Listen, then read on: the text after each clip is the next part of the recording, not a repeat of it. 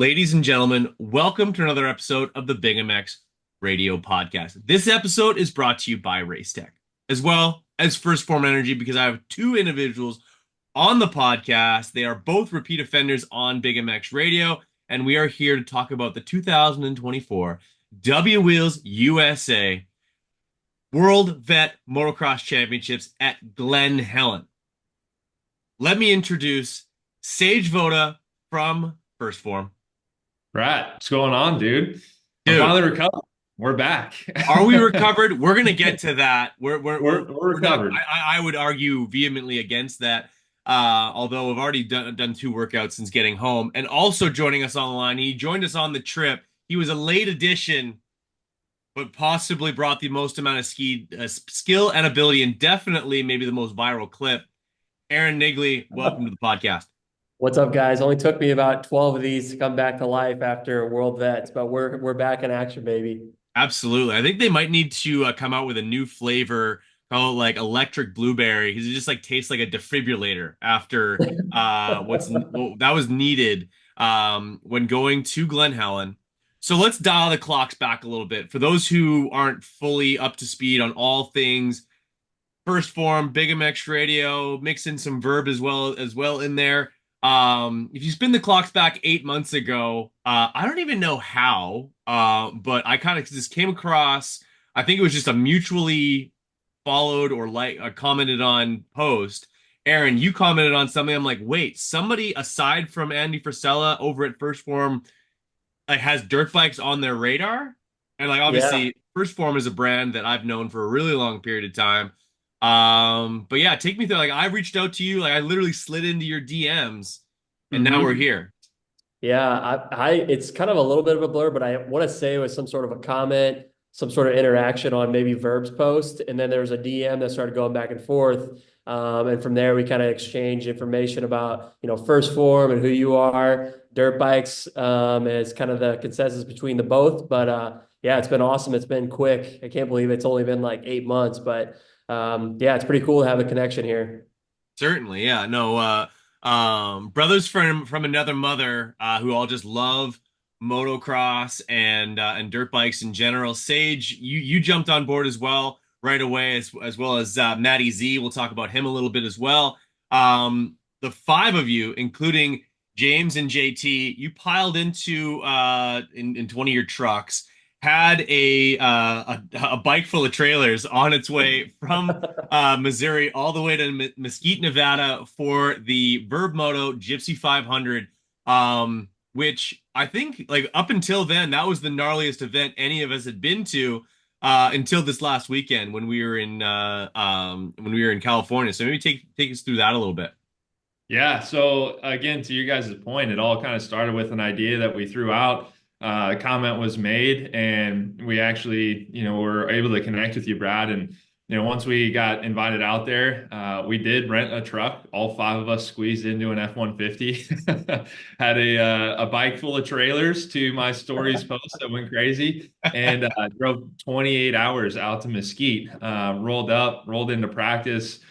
None of our suspension was tuned for anything desert off-road. It was just kind of like show and go. But no, we had an absolute blast. We beat the heck out of ourselves and our machines. And, really since then have just stayed in connection. I think, we talk on a dang near weekly basis Mhm. between all of us. And there's smack talk, there's highs and lows through all the conversations. But ultimately, that kind of led us into the opportunity, which brought us all back together on the West Coast riding again this last week. So it's been fun. I was just reflecting with the guys. I mean, I grew up riding, but I didn't have a bike a year ago, and to come back through and get a lot of seat time and a lot of the bigger events has been fun, man. It's been really cool.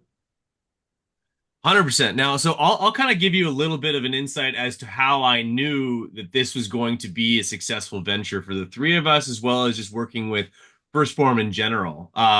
Like Andy Frisella, not a personal friend of mine, but has been a mentor of mine for the better part of a decade.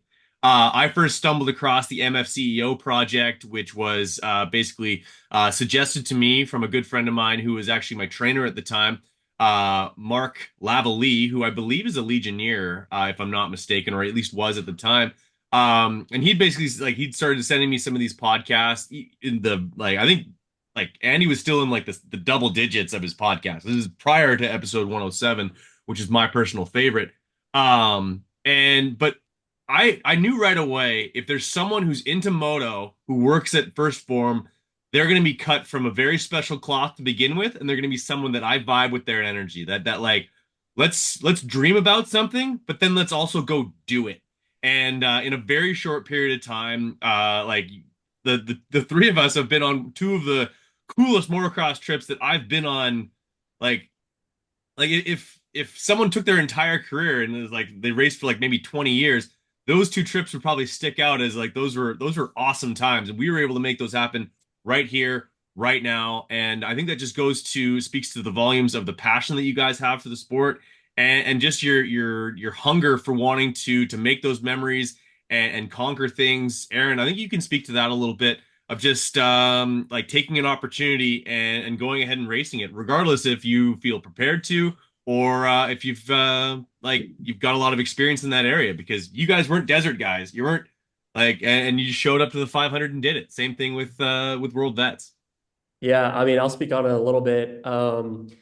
Like to your point, it is crazy. It just starts with an idea, Yeah. and in the grand scheme of things, it seems like it's like a big task to kind of like set everything up. You got to get the bike out there. You got to do lodging. You got to figure out how to get fuel and all your buddies and all the stuff out there. And it seems like a lot, but like as soon as you just get started with it and just chug along of like, hey, you got the flight done, you got the truck done, you got the rest of the stuff done. Like it's really not that hard. And it was really simple. End up being for this trip out to Glen Helen.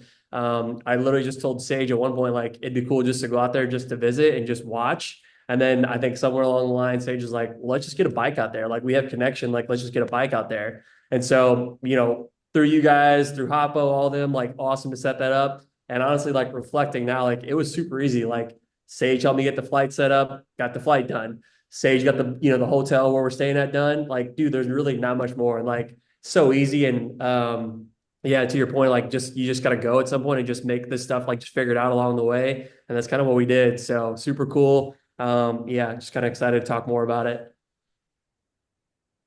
For I try to certain, make yeah. it. Sage, you were like just you were all over this like a dirty shirt, man. Like you were already gonna be in California, so that lined up way too well. And yeah, a couple of days working from home, and a couple extra nights in a hotel. And Hoppo was nice enough. Andrew Hobson, great friend of mine, co-host for Racers Mindset. He is the unsung hero of this whole thing, because if not for him, we may have been in attendance, but we wouldn't have had bikes to ride. Like I was able to ride Hoppo's personal bike. He's got a SX 300, absolutely gorgeous machine. That thing rips. I think it might even have a little bit more under the hood than my bike, which was proven when I went by going up a hill. No big deal. But yeah, get on the gas a little bit more, Sage. But yeah, like take me through a little bit of just sort of like me putting a little bit of a bug in your ear, and the fact that you chose to completely neglect the fact that or the tidbit of information that you had never raced a motocross race in your entire life prior to 6 days ago. Yeah. Well, to Aaron's point earlier, with these experiences that we're presented with, it's so cool. And trying to get guys out there to experience. Like I grew up out in California, so being able, obviously, as everybody knows, like so much moto culture and so much, it's just like everybody's got each other's back, and that's a perfect example of this weekend. Everybody just offered everything, and you're able to talk to anybody in line, different countries, different states, and it was really a good time. But I try to make it as hard as possible for Aaron to say no, to the experience. Like, here's what flight you need. I'll pick you up. I got the hotel, like, let's figure it out. So, awesome. But no, I think inside of that, Glen Helen has always been on the list to ride. Definitely to Aaron's point, it was just something that, wanted to make it to. I started hearing about it over the last couple of years as, just different riders, and obviously leaving college baseball and being able to just like open up to the world of moto of like, oh, this event goes on and this event goes on, and just trying to get a lay of the land. And really had no idea. Like I knew it was at Glen Helen. didn't know what track was going to look like, what it was going to be, never ridden there before. But after a couple of days at practice, got used to the layout, just, braking bumps, Mount St. Helens, all these components. And then to Brad's point, like I race a lot of enduros, do a lot of hair scrambles. Everything's pretty much dead engine start out here. Never been behind a gate before. So as we're in the staging, Brad is there and hanging out, and I'm about halfway through staging, and it finally comes out. Truth is revealed that I've never had a gate drop before. So thankfully, Brad didn't. He just asked, "Hey, do you want any pieces of advice?" And as I told you, I'll take anything I could get. So about 15 minutes before, click up into second, and we had the first ever gate drop. So pretty epic. 100%. I would like to know as to how you were able to manage the fact that every single one of your starts was worse than the one prior.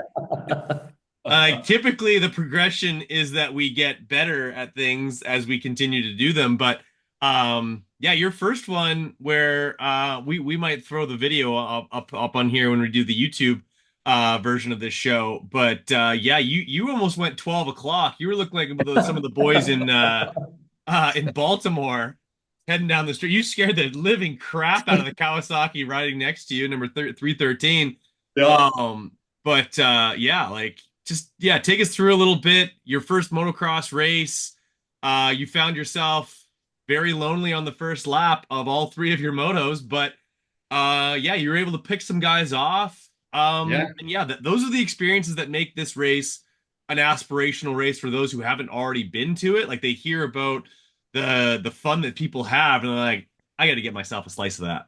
Yeah. No, I think, inside that, I was reflecting with Aaron as we were on the trip home, and, just something we're just laughing and smiling about a little bit of everything, right? And when it comes down to, like I said, like I'm used to basically dead engine start and then not seeing anybody for 2 hours, right? Because everything gets so broken up, and, Yep. you might pass a couple people in a different class, but we're 20 to 30 people deep inside of this, my first ever gate start. And it's like you get all the emotions, all the excitement, all the nervousness, like, don't screw this up. Ended up screwing all of it up. So, it's just kind of one of these things where, like, it's a giant step in obviously just first time experiences, several first time experiences. But I think one of the coolest components is like how close you truly are. I mean, Talladega is one of the most infamous components of Glen Helen, and everybody just comes launching out. And I didn't go through as many tear offs, to your point, Brad, as I thought, because I had some pretty clean air the whole time. But the goal was like, hey,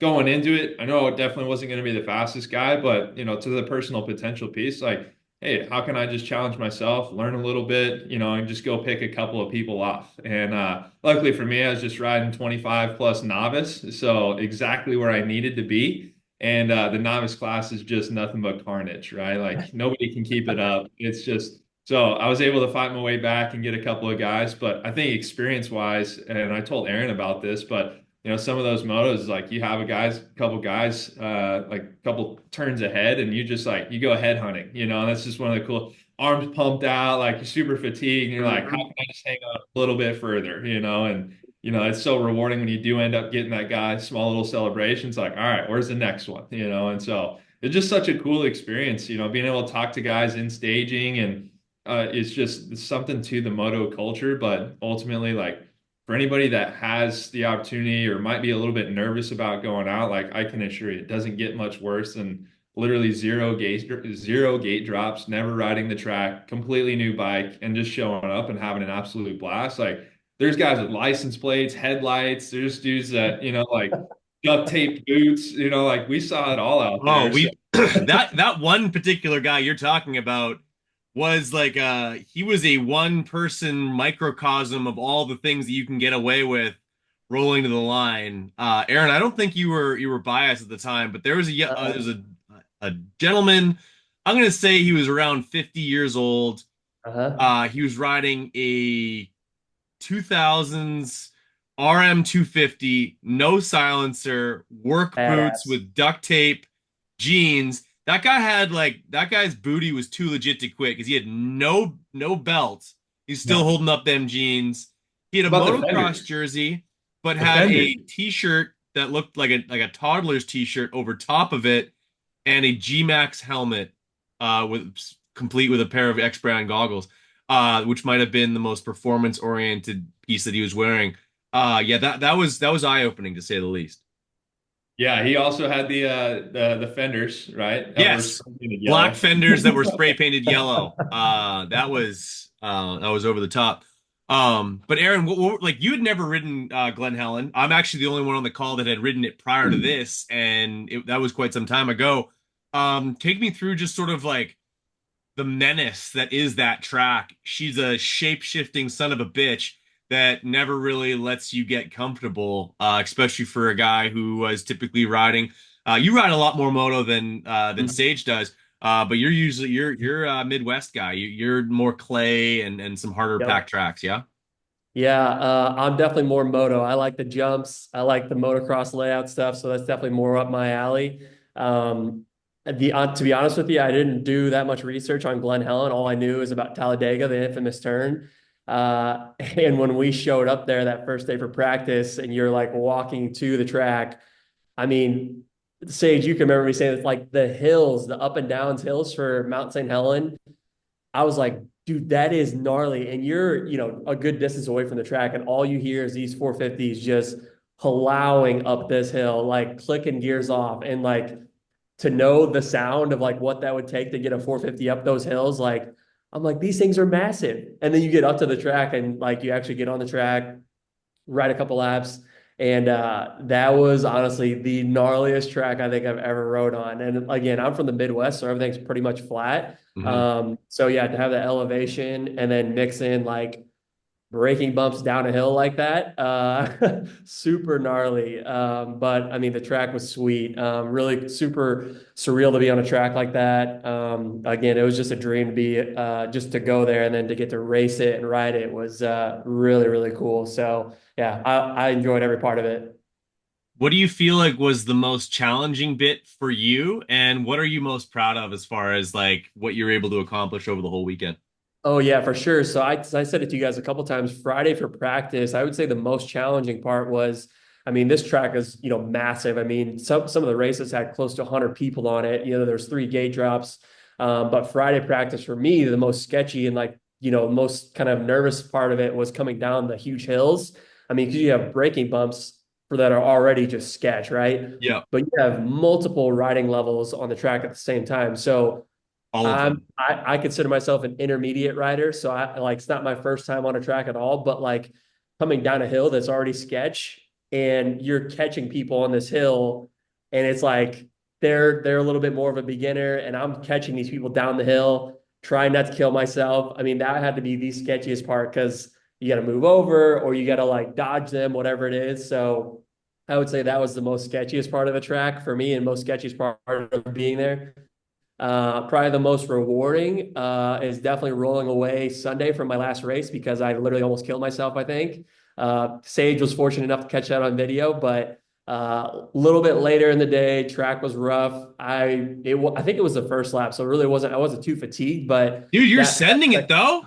yeah, I mean, that was the only part of the track that I was pretty comfortable on. So I was trying to push through there and ultimately almost pushed it over the front of the bike. So just happy to walk away from that, happy to be home and not in the hospital. So yeah. Yeah, no doubt. You were race three in the program, and yeah, you sent it over top of that. There's a tabletop that goes onto the front straightaway that links up with Talladega, and yeah, you gave everybody a good look at the drain bolt, but usually that's with a whip. But you were doing it with a trip to Indonesia that Yep. was you were actually able to pull out of. And Hoppo was looking at it from the other end, so yeah, unfortunately, he didn't get a video of it, but that was pretty wild. And I think honestly, I think we're all kind of have the echo of the fact that we're all proud of we were able to just get through the weekend on a track Mhm. that was pretty foreign to us.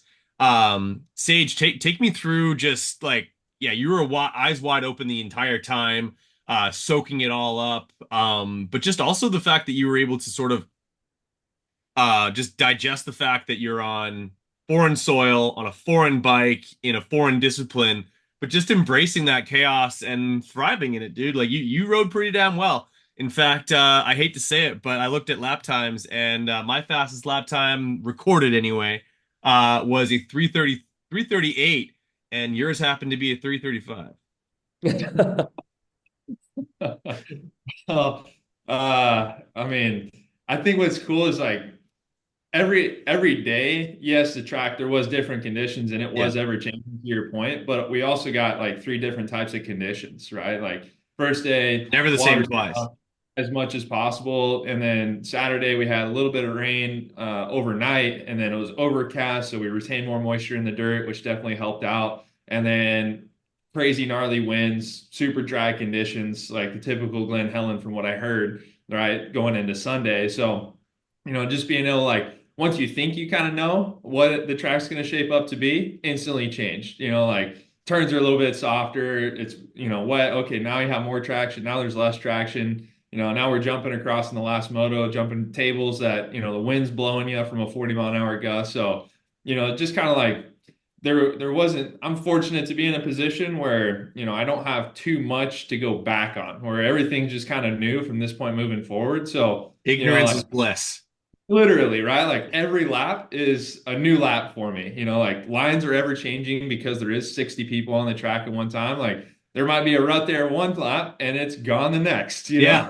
The So only thing that was consistent were the holes.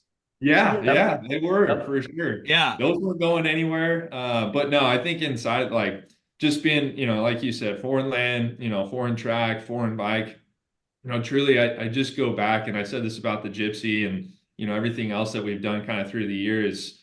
I did just get back into some consistent seat time over the last year. And, for me, it's just like I just love being on the bike. Like, I don't set up a whole lot of expectations for myself to ride above my head or go do anything. It's just like, okay, cool. Here's the one thing I'm going to go out and try to focus on. And then as long as I walk away from that moto, getting a little bit better and progressing or, finding different ways, breaking points and all the, like that for me, there's just so much progress to be made that it's fun. Like I don't look down on it. The thing that did frustrate the heck out of me was that last start, man. Like, You were visibly frustrated. oh I yeah. think you were inventing swears under the helmet. You're like, you gotta be kidding me. Yeah, yeah. Make a mistake once, shame on me, but twice, man, I had to go back and yeah, definitely needed some positive self-talk in the helmet. So How do you stall a 450? I don't know, dude. I don't know. If it could be done, it's me though, Yeah, yeah, yeah. So Were you somehow in like fifth gear? Like kind of take what I off or know of. well, honestly, I think one of the things like because you wheelied on the first one, maybe that like kind of I wouldn't say gun shy, but you're like, oh, that was too much the first time.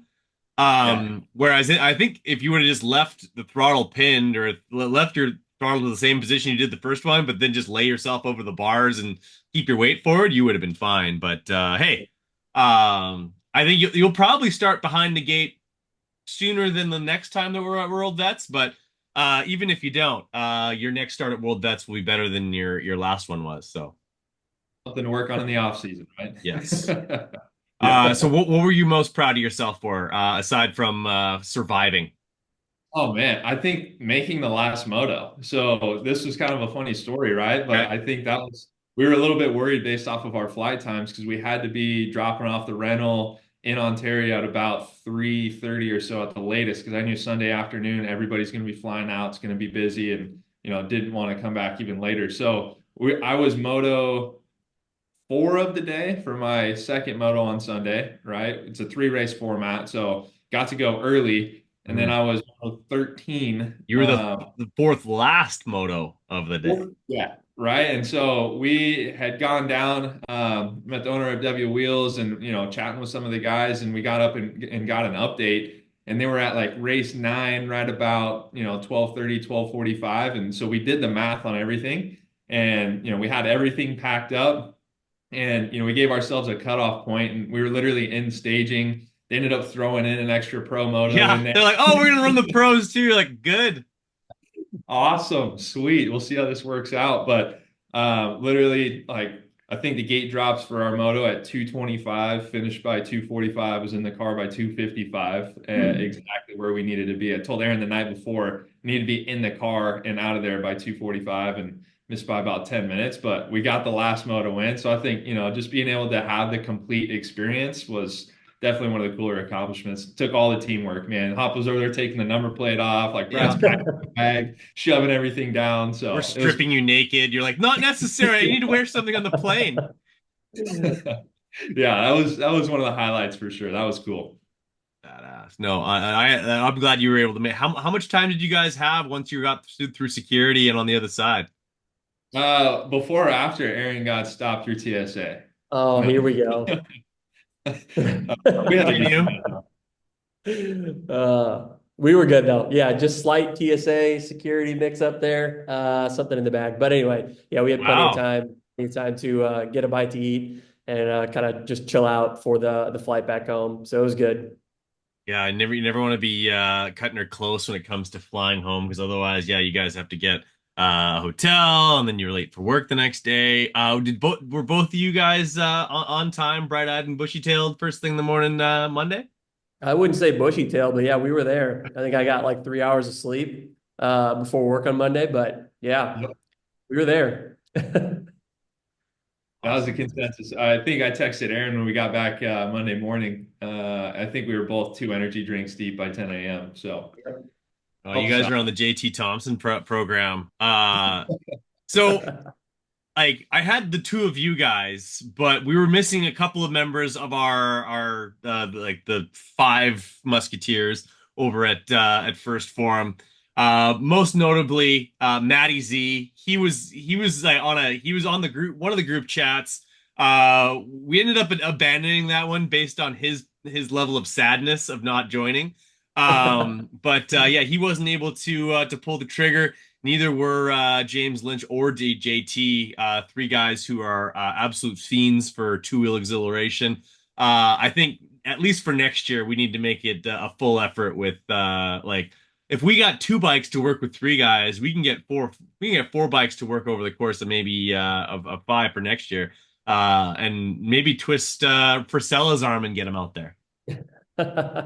That's the goal. That's the goal. We got to get him out and get him on some sea time. But yeah, it was definitely, we had the whole crew out there for the Gypsy Yep. and constant entertainment, the Octane Cowboy, and everybody in between. But yeah, we kept trying to twist Matt's arm about it, and unfortunately, he had some things to take care of. They're starting a business, and so he had to finish up some touches on that, and he's going down for surgery next week. So I was like, dude, you got to get some sea time in, but it's kind of one of those things where I think the experience that Aaron and I were able to have and coming back to talk to those guys, I doubt they'll miss on another opportunity. So Certainly. So if I was to touch on what I was challenged with the most and what I'm most proud of, I would definitely say, just the challenge of like staying positive throughout a weekend where I didn't really, I rolled in with not nearly enough prep, both on the physical fitness side and the riding time wise between some of the trips that I had gone on with like going to the UK. I missed a bunch of time going to Loretta's this year. Just not as much seat time as I normally get or wanted to have prior to coming in. And then yeah, with like I like literally I when I rode out onto Glen Helen, I had not ridden a bike since September 8th.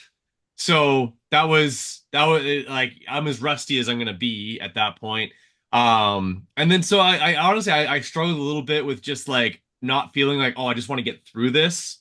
So that because like I just wasn't what like you know what I mean when you're not Mhm. properly prepared, you're just like I want to get put this in the rearview mirror and then start prepping for next year. And then at the same time I'm like, you know what? No, I'm here. Mhm. And I'm gonna like take any little amount of improvement that I get throughout the weekend. Like honestly, I really enjoyed and I'm glad that Hoppo encouraged me to go out for practice both Saturday and Sunday because arguably that was the best track conditions that we enjoyed the entire time. Practice five, the track was absolutely perfect. Like after Aaron and Sage went out there and took all the mud off for me. It was yeah, the place was I wouldn't Glen Helen's never smooth as glass, But it was as close to that as possible and felt good. I was 20 seconds faster on Sunday than I was on Saturday for my best lap. So yeah, Nice. there's a feather in my cap. But yeah, and then proudest thing is just the fact that I was able to like consistently get better throughout the weekend and survive it. Yeah. Never put the bike down throughout the entire time. So yeah, knock on wood. We did all right. I think you said it best though. We went and we got to ride World Vets. I think that there needs to Yes. be some attention to race World Vets. Completely agree. I was gonna say, yeah, this year rode it. Next year I'm gonna race it.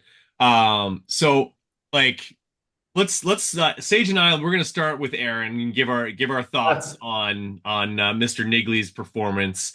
I'm gonna go with like first of all, I was impressed with his style on the bike. Like he has the look pro part dialed from the kit's always on point. He's got the Terminator lens on the goggles, even if that's not conducive to the light that he's dealing with at that time. It doesn't let that like change his approach to the style side of things, and just your open mindedness to ride the event. Like I said, like no experience on that track whatsoever. You go out and did it. What do you think, Sage?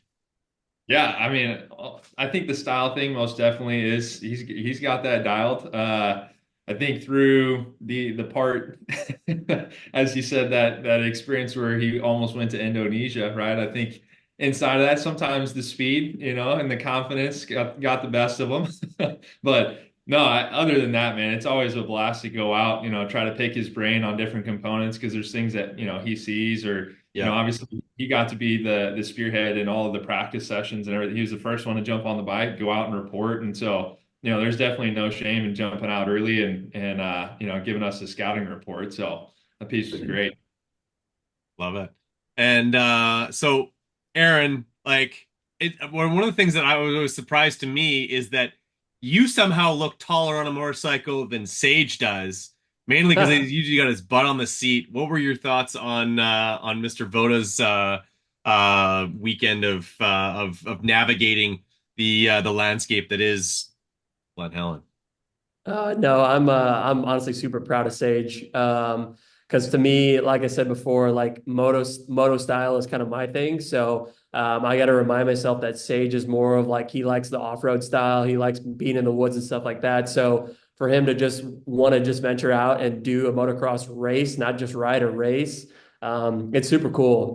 Because a lot of people will just kind of stay in their comfort zone. I'm kind of bad about that myself. So to have Sage go out there race event, finish the event, and look super cool in the new kit that he had. Oh, hell yeah.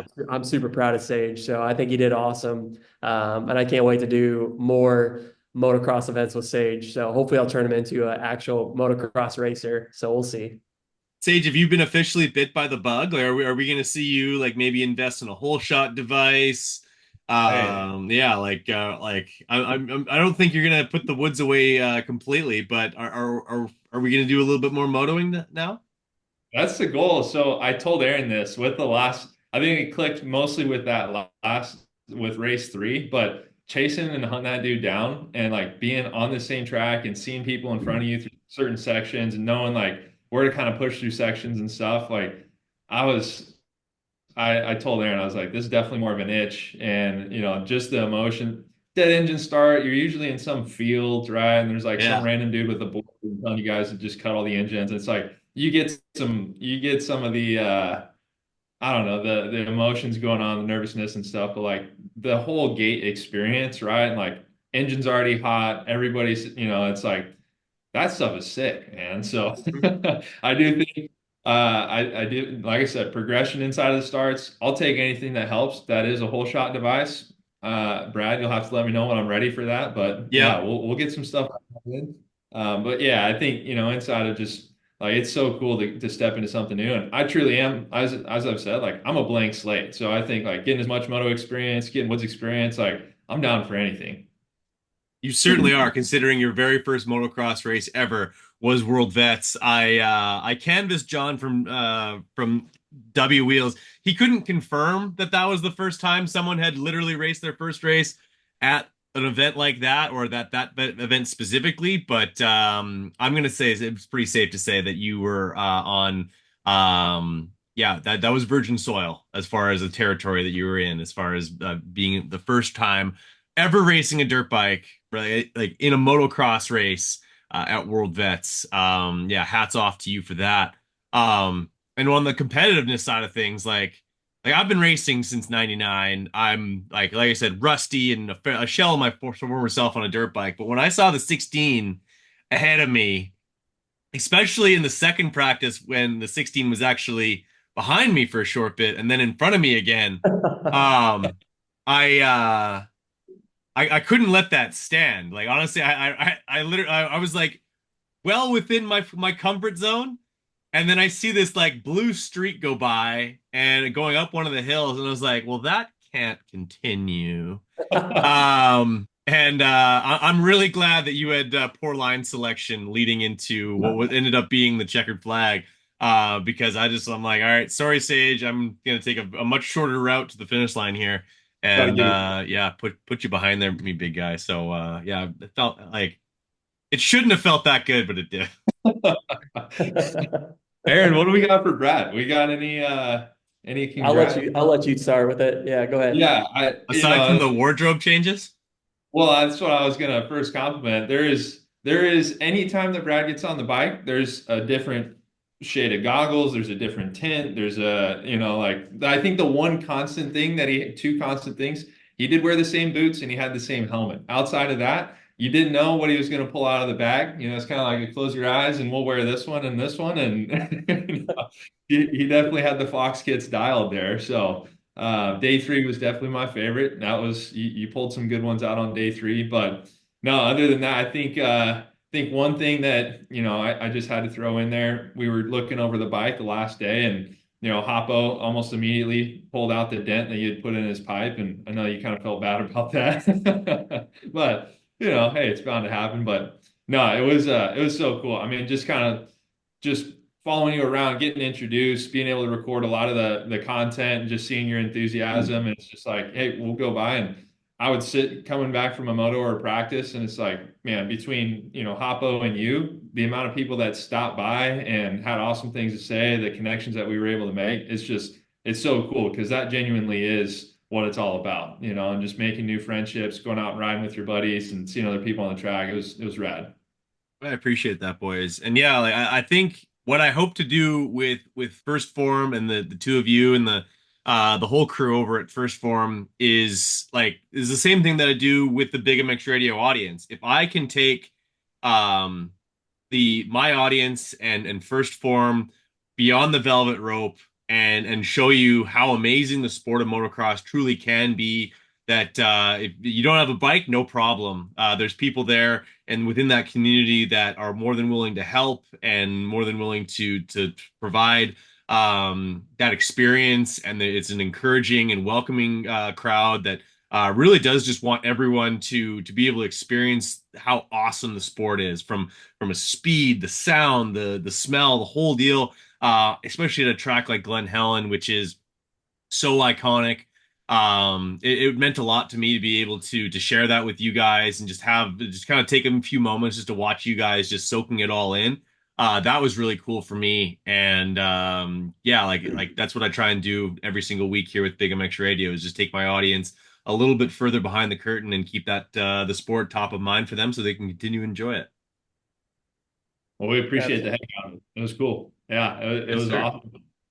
It's an experience worth a million words. And I think as we sum this, kind of looking through like all the trash talk, all the excitement, all the highs, all the lows, all, like the body struggles. I think, the first day we were all kind of wrecked. And then it was this weird dichotomy because like you almost felt better, but worse at, through every day. Right. But, ultimately like the biggest thing in talking through it is simply an experience. And it's something that you have to find a way to go grab some buddies and get out and go, find a bike. But the biggest component that I would say out is you don't have to be, the fastest guy out there, like the Alessis or the Mike Browns or anything. Like it is most definitely possible, like even if it is your first gate drop, like you will go out there, you'll have fun, and that you'll get to experience something that you've only thought about doing.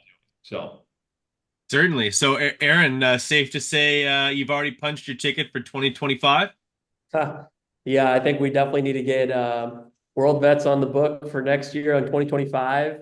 And I literally, like, after the weekend was done, I told Sage, I'm like, dude, we've done the Gypsy, gnarly. We've done Glen Helen, gnarly. Like, what other events could we possibly hit that, like you said, Romaniac, Sage, like, we could Spursburg Rodeo. literally search out the most gnarly events out there. So if there's another gnarly event that contains dirt bikes, we probably need to find out about it because we'll probably hit it up. So we'll find out.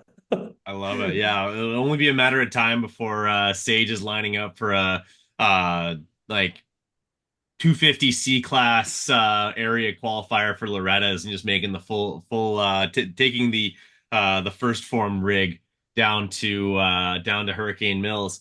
Yeah, Sage, you want another crack at Glen Helen or what?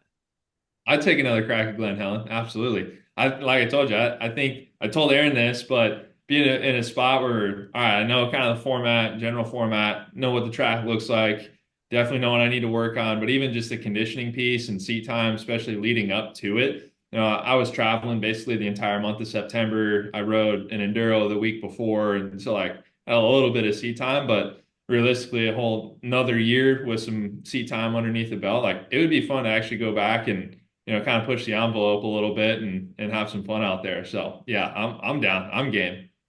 So I think that the only way to properly prepare for Lorette or for World Vets or even to go to Glen Helen again would be to put Supercross suspension on our bikes and then wait until after a complete race day is completed and then go out there with basically like struts for suspension and try and navigate because yeah, like I truly feel like every time I went out there, someone like took a grenade and just threw it randomly into like a straightaway where I didn't know where it might be. Like there was a curb halfway up Mount St. Helen Mm-hmm. on the Saturday that like I'm like where does this like they know they groom it and the thing is smooth as it uncovers itself like clockwork and if your back end hits it just right you can somehow go over the bars while going up a hill. That's a special experience right there. It's like a minefield to your point. You don't know what you're getting over the next face or on top of a, tabletop. And then on top of that, they're spraying certain sections and it's just With like, water, yeah. yeah, over some hip jumps and it's like a sheet of glass, right? And you're Yeah, just yeah. like, sweet. So yeah, it's almost like a game of Mario Kart out there. You're just trying to navigate and survive. Yeah, no, the slippery spots weren't just in our pit area where there was banana peels everywhere. There was also quite a bit of first form product. Like you guys were like first form kind enough to send a little package along with it. We had the protein, the clear, as well as like we had the only thing we didn't have was the protein sticks. I was bummed about that. But yeah, Sage, what did we have on the menu to keep us recovered and ready to rip Yeah. for that event? We also had the energy drinks as well, which I had my share. We cruised through the energy drinks. Let's be Yeah. real. Yeah, we went through those things for sure. But I threw in just a couple of things kind of geared towards obviously what I thought we would experience through the weekend. Inside of that, definitely had some hydration sticks and wanted to keep the electrolytes going. Although it was still in the 70s, it was great conditions. Like, I mean, you're out there even on practice for Friday, like they're 30-minute practices. So, Yeah. you're definitely wanting to make sure you're hydrated. Introduced Brad to Ultraformance. So that's more of a kind of an intra workout, pre-workout, but basically it's just a mixture of simple and complex carbs with some electrolytes. It's more of a fuel source, right? So it's one of those things that you're going to get, quick fuel through the simple carbs, something a little bit sooner at the beginning of the moto. And then you also have more complex carbs, which is just going to slow down break down a little bit slower there, especially towards the back end of those 30 minutes. So we would mix that up before and then after. And I think all of us were slamming the new clear protein, the strawberry limeade. We'd throw a little bit of carbs in there, some ignition, a couple scoops of that with some ice cold water. And that was like the Southern California treat. That was so refreshing. And then honestly, just when it comes down to like digestion rate, like of course we had to go get our in and out afterwards. We had to go, make sure we were getting, Of some course. Mexican food one day. The again, SoCal special, but outside of that, like that's something that every time that we're out riding motos, like that's the first thing we go back to the truck and do is, we slam some ignition, some Formula One, and get ourselves recovering. So that was kind of the game plan. Now I know we're gonna have to throw in some protein sticks for Brad next time. Stay fed, get our protein in. But Yes, outside of sir. that, we kept it pretty simple, man. It's like mostly just geared towards pre-moto fuel, post-moto fuel. Awesome, guys. Well, I really appreciate the both of you making some time for the podcast, giving the Bigamist Radio faithful a little bit of a rundown of how things went and how things will be next year when we tackle the very same event. Sage, did you check out your results overall and all that fun stuff? Yeah, I don't remember exactly, but I was I think I ended up overall like 26th or 27th overall. Okay. Something. So I think it was a class like 35 or 36. So wasn't that my goal for the weekend was not to be dead last. That was my goal. So mission You beat accomplished. 8, 10 guys that had raced a dirt bike on a motocross track before, so there's a feather in your cap. What about you, Aaron? I think we checked. I think I was somewhere in the 30s, somewhere in there. I finished somewhere in the 30th, but to be honest, I raced 30 plus intermediate, and I'm pretty sure. Well, I actually looked after Saturday, dude, like the top 10 people, all from SoCal. So I'm like, dude, I don't even feel that bad. Like half these people like ride here probably like every single time that they ride. So, Okay, yeah, and some of those absolutely. guys should have been pro class, I feel like too. So, I just finished. So that's all that matters for me. 100%. Now, before we hang this up, I think we do need to talk about the classes themselves, and this is not something that Glen Helen or W or anyone can really they can't really govern this because there isn't quite a like it literally it's the old west because it literally is the track is one of the oldest tracks in the world and we are very much west coast. You choose like I choose we chose what classes we were going to be in. I figured I race intermediate up here in Canada, so I entered myself in the intermediate class here, thinking that like I in my heart of hearts I am not a novice. In my mind, a novice is someone who started racing in the last 3 to 5 years, maybe 3 to 5 months. But yeah, couldn't be further from the case because yeah, let's just look at lap times from let's say second moto of of your class, Aaron. Fastest lap time, Eric Rizzo, 3 minutes 7 seconds was his fastest lap. Uh-huh. That guy was clipping. And yeah, and then but if you also look at the 30 novice, okay, that's over the top. 30 novice, that guy's fastest lap time was a 2:59. Sandbag. You're Mhm. 8 seconds faster Yeah. to win the novice class. Like, here's what I think happens, honestly, is that you get guys who like this might be the only time they race all year, or they don't race in California that often. Like the guy from uh what's NA as a the guy that must be what there's is Nebraska NA?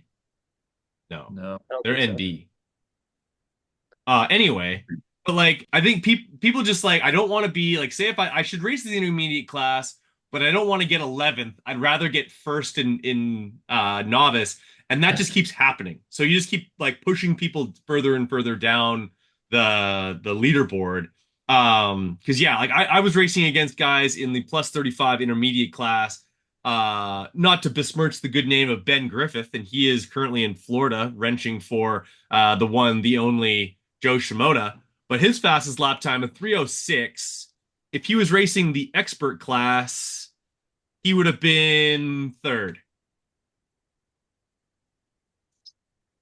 That's wild. You know what I mean? Like the front of every pack is basically this 3 minute mark. Like, Mhm. and everyone else sort of just like kind of shuffles themselves through. So, but yeah. Anyway, guys, this is that's sort of like my thoughts on how the classes were set up. Sage, I think you were in the right class. I Like nailed the maybe, class. Yeah, yeah, I you nailed nailed it. it on the class. Maybe not so much myself, but I'll be in 35 intermediate again next year. And hopefully we'll I think not say hopefully. I think my results will be in the teens, not the 20s and 30s like they were this last weekend. That's but I mean, even Balake, they came out and rode with us. You know, he's like, "Hey, I'll sign Yes. up in your class," and we went out for practice. I'm like, "This kind of rips." You know, I think the intermediate probably would have been great, but he just wanted to show up and ride with us. But to your point, I don't know how you regulate it. I mean, you definitely have to have some more systems in play. So, I mean, it is what it is. Like at the end of the day, I guess all of us just need to be faster, right? Like, Yeah. simply put. But no, I do think inside of that, like you just have different regions. You know, Aaron rides a lot. Like he'll go out for AB practice for ride days and everything out here, and it's like it's just completely different when we can ride. To your point, Brad, of even being up north there, like you might get May through September to ride fairly Yeah. consistently.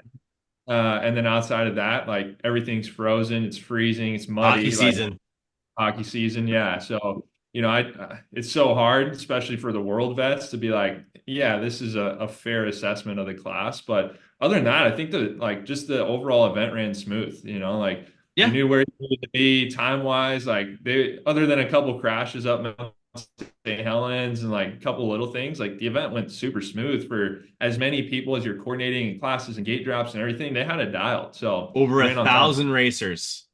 And Yeah. yeah, everything went out. Based off of that, the event ran like a Swiss watch. Yeah. Like honestly, like I always just gave more time. Like I was probably up for staging earlier than I should have been, but I'd never missed my gate. Never had a hard time. So, and yeah, they were pretty. It was pretty easy. So, yeah, hats off to the whole event. Can't wait to go back next year. Be fun. Absolutely.